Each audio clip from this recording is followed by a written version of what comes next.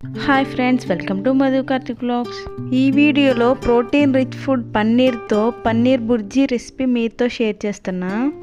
ముందుగా పన్నీర్ ప్రిపరేషన్ కోసం నేనైతే 1 లీటర్ పాలు ప్యాకెట్ తీసుకున్నాను. ఆవు పాలతో కానీ గేదె పాలతో కానీ ఇలా ఏ ప్యాకెట్ పాలతోనైనా కూడా పన్నీర్ చేసుకోవచ్చు. కాకపోతే పన్నీర్ క్వాంటిటీ అనేది ఆ పాలలో ఉండే వెన్న శాతం బట్టి, పాల చిక్కదనం బట్టి ఉంటుంది. క్రీమీ మిల్క్ అయితే 1 లీటర్ పాలకి 200 గ్రామ్స్ వరకు పన్నీర్ వస్తుంది. పాలను ఇలా గిన్నెలో వేసి స్టవ్ పైన పెట్టి ఇలా కలుపుతూ మరిగించాలి. నేను ఇక్కడ వెనిగర్ని యూజ్ చేస్తున్నాను. వెనిగర్ లేని వాళ్ళు నిమ్మరసాన్ని కూడా యూజ్ చేయొచ్చు. ఓ కప్లో 2 టేబుల్ స్పూన్ వెనిగర్ తీసుకొని అందులో నార్మల్ వాటర్ 2 టేబుల్ స్పూన్ వేసి మిక్స్ చేసుకొని పక్కన పెట్టుకోవాలి. పాలు ఇలా వేడెక్కి ఇలా పొంగుతూ ఉన్నంత వరకు నీట్గా కలుపుతూ మరిగించుకోవాలి. పాలు ఇలా పొంగుతున్నప్పుడు స్టవ్ ఆఫ్ చేసేస్తున్నాను. ఇప్పుడు ఈ వేడివేడి పాలలో ఆల్రెడీ మిక్స్ చేసి పెట్టుకున్న వెనిగర్ని కొంచెం కొంచెంగా వేస్తూ కలుపుతూ ఉండాలి. ఈ వెనిగర్ని కానీ నిమ్మరసాన్ని కానీ పాలు వేడిగా ఉన్నప్పుడు మాత్రమే వేయాలి. వేసిన తర్వాత పాలు ఎరగలేదని మళ్ళీ స్టవ్ పైన పెడితే పన్నీర్ చాలా గట్టిగా వచ్చేస్తుంది. వెనిగర్ని ఇలా కొంచెం కొంచెంగా వేస్తూ కలుపుతూ ఉంటే పాలలో పన్నీర్ నీట్గా సెపరేట్ అయిపోతుంది. చూడండి, ఈ నీళ్లు చల్లగాపోకముందే పన్నీర్ని సెపరేట్ చేసుకోవాలి. ఇలా ఏదైనా వాటర్ ఫిల్టర్ చేసే గిన్నెని తీసుకొని అందులో పల్చని క్లాత్ను వేసి అందులో ఈ వేడివేడి పన్నీర్ వాటర్ని వేసేయాలి.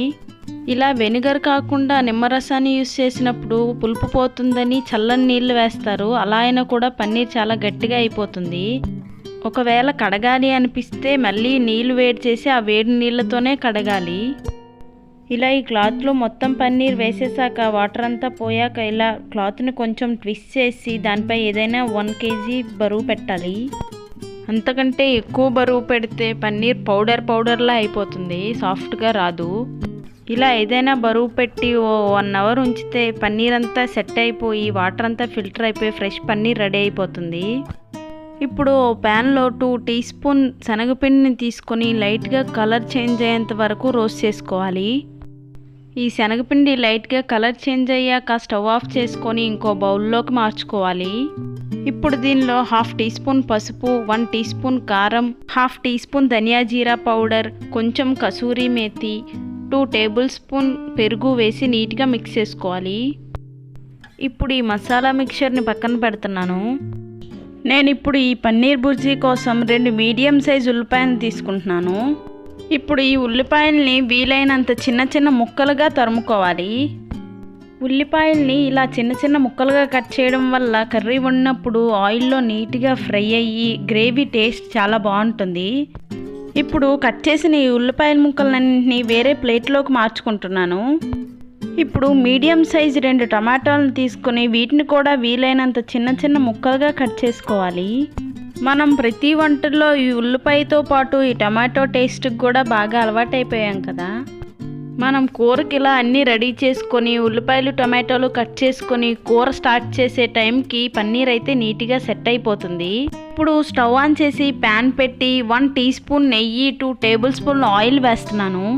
ఆయిల్ కొంచెం వేడయ్యాక 1/2 టీ స్పూన్ జీలకర్ర వేసి జీలకర్ర కొంచెం వేగాక తరిగి పెట్టుకుని ఉల్లిపాయలు వేసాను.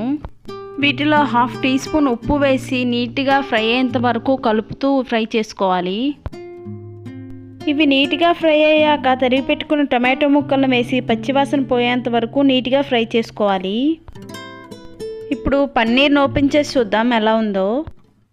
నేను ఇది పెట్టి ఎగ్జాక్ట్గా 1 అవర్ అవుతుంది. ఓపెన్ చేసి చూద్దాం ఎలా రెడీ అయిందో. బయట పన్నీర్ కొంటే ఎక్కువ రోజులు ఫ్రెష్గా స్టోర్ అవ్వడం కోసం ఏమైనా కెమికల్స్ కలుపుతారేమో, కానీ మన ఇంట్లో మనం చేతితో చేసుకునేది చాలా ఫ్రెష్గా ఉంటుంది కదా. ఏ ఫుడ్ ఐటమ్ అయినా ఇంట్లోనే చేసుకొని ఇలా ఫ్రెష్గా వండి పెడితే తినే వాళ్ళకేమో కానీ మనకైతే చాలా హ్యాపీగా ఉంటుంది కదా. ఇప్పుడు 1 ఇంచ్ అల్లం ముక్క, కొన్ని వెల్లుల్లి తీసుకొని నీట్గా పేస్ట్ చేస్తున్నాను. ఈ అల్లం వెల్లుల్లి పేస్ట్ని కూడా కూరలో వేసి కొన్ని కరివేపాకులు వేసి 1/2 కప్ వరకు వాటర్ వేస్తున్నాను. ఇప్పుడు దీనిలో కొంచెం పసుపు, కారం, ధనియా పౌడర్ వేసి నీట్గా ఫ్రై చేసుకోవాలి. ఇప్పుడు దీనిలో ఆల్రెడీ కలిపి పెట్టుకున్న మసాలా పేస్ట్ని కూడా వేసుకొని నీట్గా ఫ్రై చేసుకోవాలి.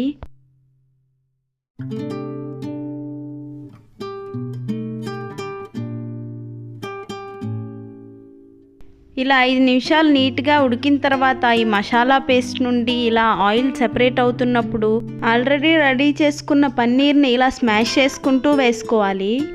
పన్నీర్ క్యూబ్స్లా నచ్చిన వారికి ఇలా చేసి పెడితే చాలా చక్కగా తినేస్తారు. నేను ఇప్పుడు చేసిన పన్నీర్ మొత్తాన్ని వేసేస్తున్నాను. ఇలా పన్నీర్ మొత్తాన్ని వేసేసాక ఓ 2 నిమిషాలు నీట్గా కలిపి ఫ్రై చేసుకోవాలి. చూడటానికి మీకు ఎలా అనిపిస్తుందో కానీ నాకు మాత్రం చాలా మంచి స్మెల్ వస్తుంది. ఇప్పుడు దీనిలో 1/2 కప్పు వాటర్ వేసి సరిపడా ఉప్పు వేసి ఓ 2 నిమిషాలు ఉడికితే సరిపోతుంది. బయట వెరైటీ ఫాస్ట్ ఫుడ్స్ వచ్చేసాక ఇంట్లో ఇలా హెల్దీ ఫుడ్స్ బోర్ కొట్టకుండా ఉండాలంటే ఇలా టేస్టీగా అప్పుడప్పుడు కొత్తగా వండితే చక్కగా తినేస్తారు. మీరు కూడా పన్నీర్తో ఇలా ట్రై చేసి చూడండి, ఖచ్చితంగా నచ్చుతుంది. సబ్స్క్రైబ్ చేయని వాళ్ళు మరెన్నో హెల్దీ ఇంకా టేస్టీ రెసిపీస్ కోసం పక్కనే ఉన్న సబ్స్క్రైబ్ బటన్ క్లిక్ చేయండి. Thank you.